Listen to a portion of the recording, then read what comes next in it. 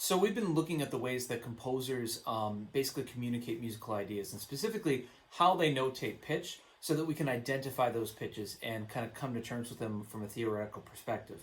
And so far we've been using the treble clef and the bass clef as our systems for doing that.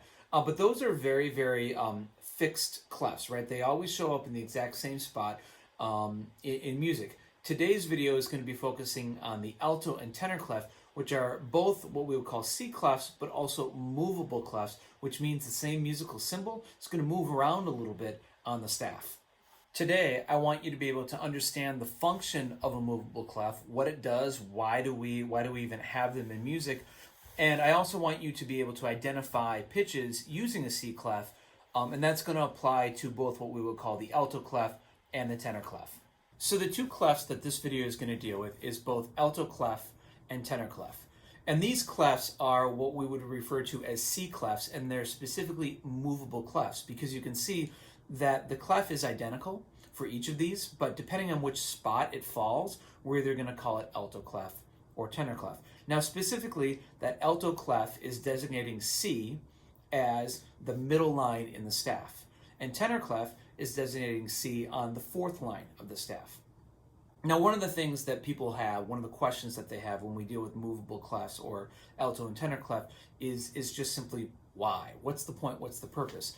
And these clefs were used a lot more in older eras of music. But the reason why is that we could actually move the clef around so that we didn't have to use ledger lines, but so that the range of the instrument that we were notating for basically would fall all within the musical staff. And actually, many clefs, all clefs used to be movable clefs. We've just simply evolved to the point that the G clef sits in a very specific spot on the staff, right? The treble clef. Same thing with the F or bass clef.